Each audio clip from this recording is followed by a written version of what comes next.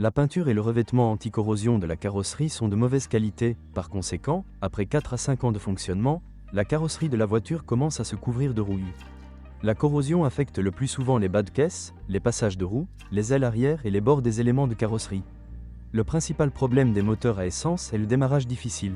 Pour l'avenir, il convient de noter que les bougies d'allumage et le papillon des gaz sont rarement responsables de ce comportement de la voiture. Dans la plupart des cas, le filtre à carburant doit être remplacé. En raison de problèmes avec le filtre à carburant, les symptômes suivants peuvent apparaître. Après le démarrage, le moteur ne tourne pas plus d'1 minute, après quoi il peut caler ou fonctionner avec de fortes vibrations, tandis que le moteur ne répond pas à l'appui sur la pédale d'accélérateur. La complexité de ce problème est qu'il ne peut pas être identifié à l'aide de diagnostics informatiques.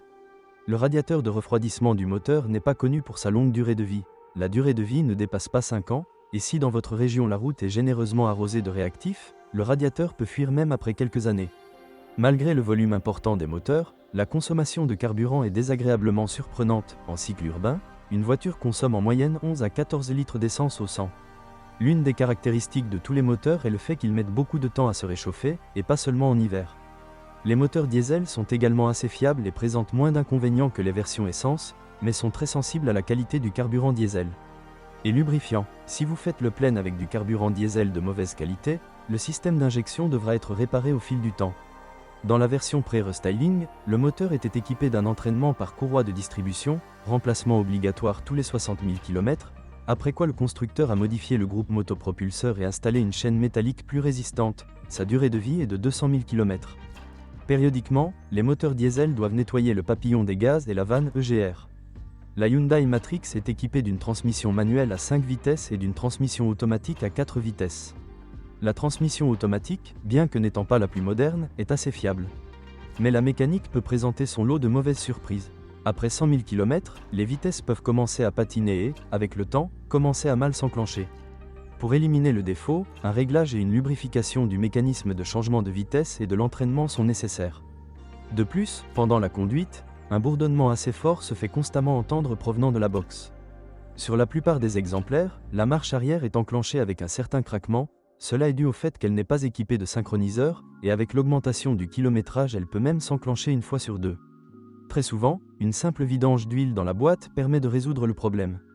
En outre, de nombreux propriétaires notent qu'en cas de forte gelée, l'embrayage cesse de fonctionner.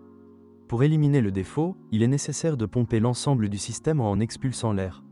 La voiture est équipée d'une suspension indépendante sur les deux essieux, grâce à laquelle la voiture a un bon niveau de confort, mais a un impact négatif sur la maniabilité.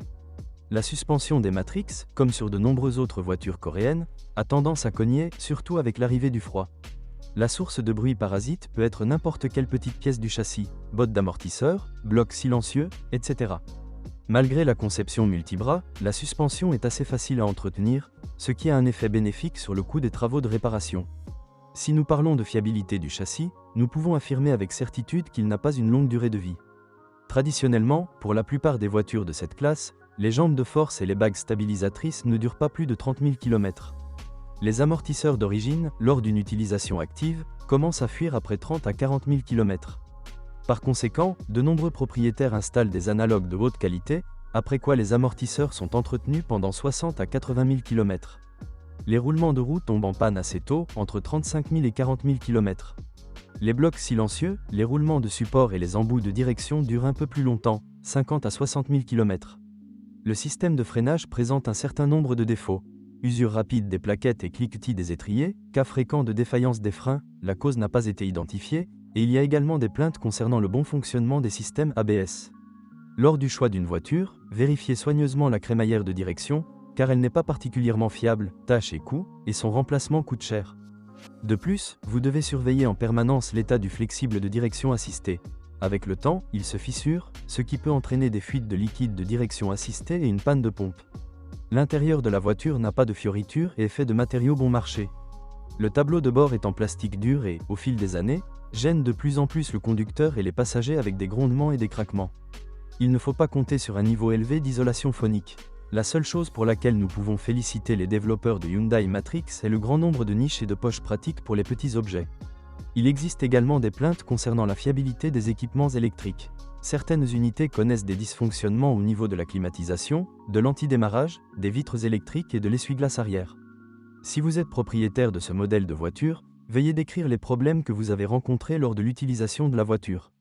Peut-être que votre avis aidera les lecteurs de notre site lors du choix d'une voiture.